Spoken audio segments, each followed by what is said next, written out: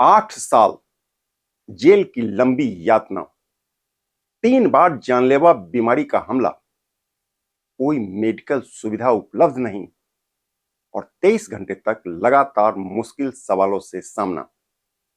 फिर एक दिन अदालत कहती है कि आप निर्दोष हैं। तो क्या यह सब एक राजनीतिक खेल था या फिर आतंक की एक ऐसी परतें जो हमारे सोच से भी अधिक गहरा है? आज की रिपोर्ट सिर्फ एक धमाके की नहीं है, बल्कि उस धमाके से निकले सुनियोजित चुप्पी की है, राजनीति के कुरूप चेहरा की है और टूटे भरोसे की भी है। यह संपूर्ण दास्तान है। इस रिपोर्ट को आप पूरा देखिए, अंत तक देखिए। रिपोर्ट खोज परख लगे तो लाइक और शेयर कर दीजिए, चैनल को सब्सक्राइब कर लीजिए ताकि इस तरह की रिपोर्ट निर्बाध गति से आप तक पहुंचता रहे।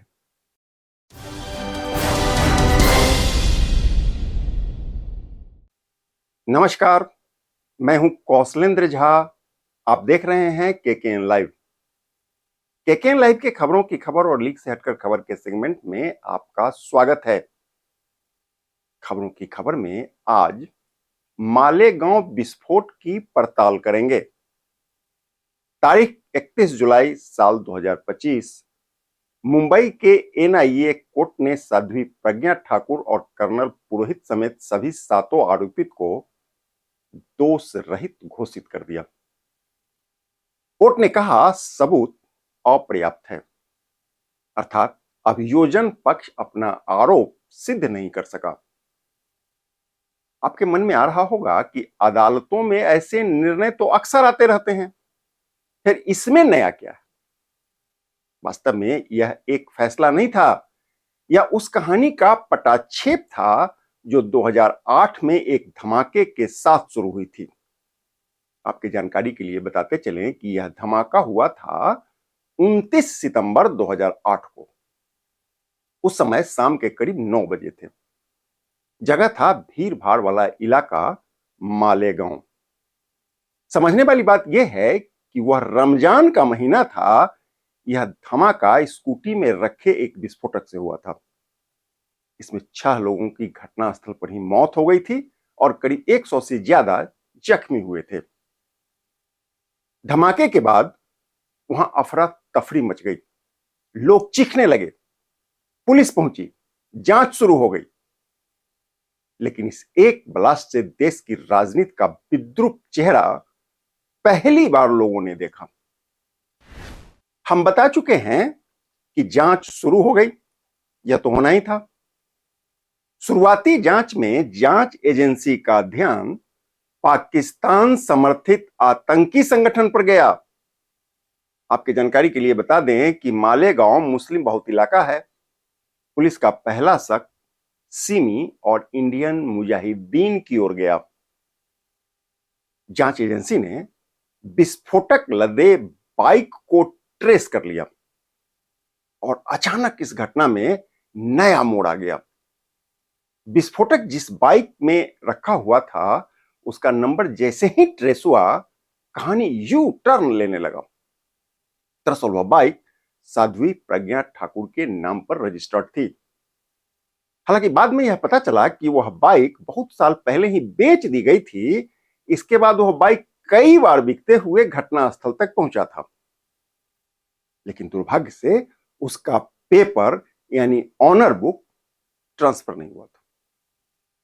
कहते हैं कि एटीएस ने इस पर काम नहीं किया, शायद भूल हो गई होगी या फिर कोई दबाव रहा होगा। यकीनन इस पर कुछ भी कहना फिलहाल मेरे लिए मुमकिन नहीं है। बात फिर वहीं से शुरू करते हैं। बात यह कि घटनास्थल से बरामद बाइक साध्वी प्रज्ञा ठाकुर के नाम पर रजिस्टर्ड पाई गई। फिर क्या था?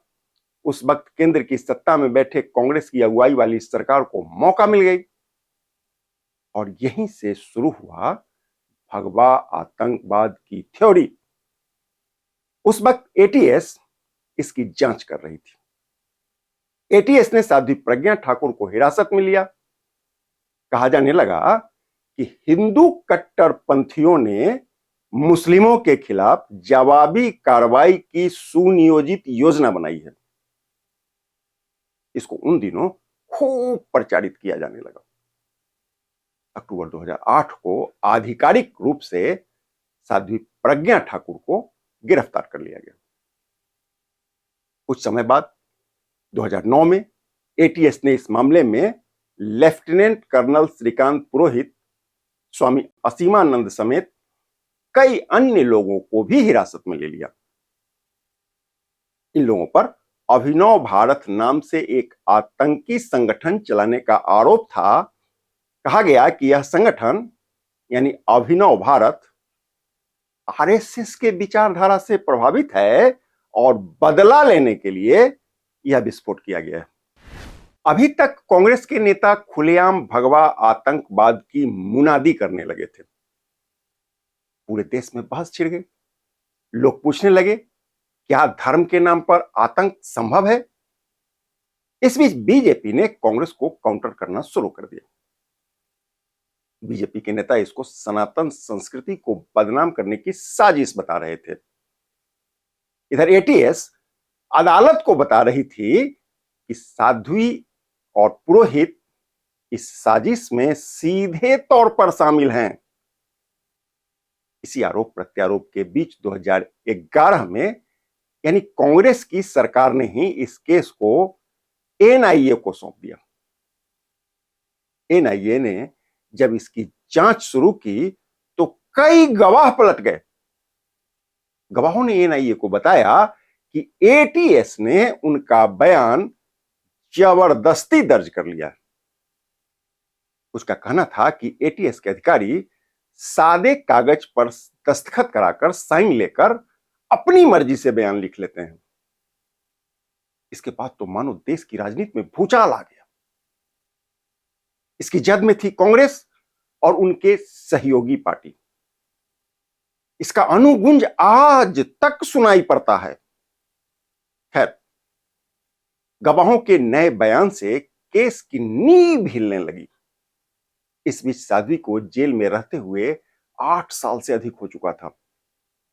साध्वी प्रज्ञा ठाकुर के मुताबिक एटीएस के अधिकारियों ने मन माफिक बयान नहीं देने पर उनको यानी साध्वी प्रज्ञा ठाकुर को कठोर शारीरिक और मानसिक यातना देकर तोड़ने की पूरी कोशिश की।